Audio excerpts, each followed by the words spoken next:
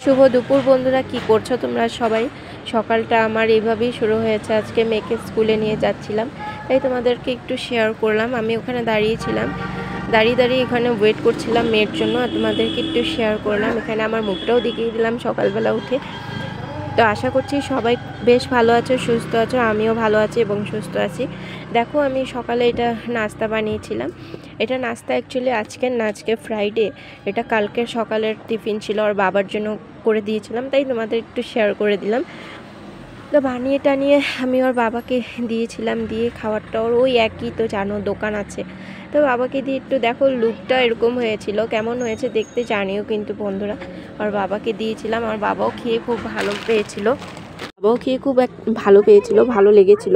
কারণ শীতের এসব দিনে এগুলি মজাদার খাবার খেতে কিন্তু খুবই ভালো লাগে। আমি এর মধ্যে বেশি কিচ্ছু মিশাইনি, তার জন্য হালকা সিম্পলের মধ্যেই হয়েছে, আর অত মশলা টশলা দিইনি। তার জন্য আমার হাজব্যান্ডও এত খায় না খুব একটা মশলা, এখন কমই ইউজ করে। আগে খেত, কিন্তু এখন কম ইউজ করাতে আমিও খুব একটা তাকে দিই না খেতে। কম তেল মশলার মধ্যেই বানিয়ে দেওয়ার চেষ্টা করি সব সময়।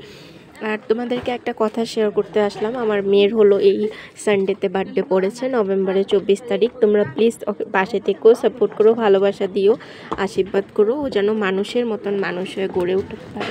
আর দেখো একটা বাচ্চা, বাপের বাড়ি যখন গেছিলাম এই বাচ্চাটা খেলছিল, এটাও একটু শেয়ার করে দিলাম। ভালো লাগে না বলো এরকম বাচ্চারা খেলা দেখতে? আমরাও যখন ছোট ছিলাম এরকমই ছিলাম, কিছু না বুঝতাম না, কিছু জানতাম, একদম মন খোলা ছিল, শুধু সারাদিন খেলতেই থাকতাম, ভীষণ ভালো লাগে। তো দেখো বাচ্চাটা কিন্তু নানান খেলছে, যা পারছে তাই মুখে দিচ্ছে।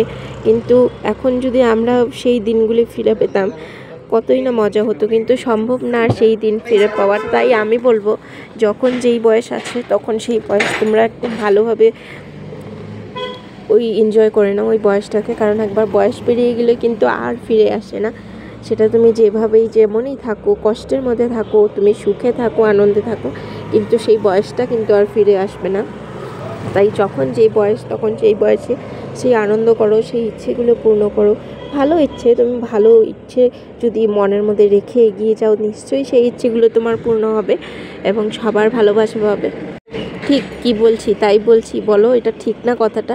এবং মেয়েকে স্কুলে আনতে গেছিলাম আজকে, দেখো দুপুরবেলা আনতে গিয়ে এটাও শেয়ার করলাম তোমাদের সঙ্গে। এটা একটা ফুলের বাগান শিলংয়ে, এরকম প্রচুর এখন ফুল হবে, নানান ধরনের ফুল হবে, কারণ এখন শিলংয়ে এখানে পাহাড়ি জায়গাতে অনেক ধরনের ফুল হয়, তাই তোমাদের একটু শেয়ার করলাম। আর দেখো ওদিকে দূরে পাহাড়, আর আকাশটা কি সুন্দর লাগছে, দেখো ওই দূরে আকাশটা দেখো কি সুন্দর, পাহাড়। আমাদের তো আগে শ্বশুর বাড়ির থেকে সব এই ঘরটর দেখা যেত, পাহাড় দেখা যেত, তখন এত বিল্ডিং হয়ে গেছে কিছুই দেখা যায় না। তো মেয়ের আজকে বন্ধও হয়ে গেল স্কুল, এক্সামও শেষ। মেয়েকে স্কুলে নিয়ে যাচ্ছিলাম, মেয়েকে স্কুলে থেকে আমি ঘরে নিয়ে আসছি। আজকের একটা ছোট্ট করে তোমাদের ভিডিও শেয়ার করে দিলাম, কারণ অনেক দিন থেকেই তোমাদের সামনে আসাও হয় না, কথাও বলা হয় না, সেরকম কিছু শেয়ারও করা হয় না ওই ভাইফোঁটার পরের থেকে। তো প্লিজ তোমরা পাশে থেকো, এভাবেই সাথে থেকো, সাপোর্ট করো, আমার চ্যানেলটিকে পারলে একটু সাবস্ক্রাইব করে দিও, এভাবেই ভালোবাসা দিও এবং এভাবেই সঙ্গে থেকো। তো দেখতে থাকো আমার এই ছোট্ট একটা ভিডিও। তো এখন এর জন্য রাখছি, পরে আবার দেখা হবে।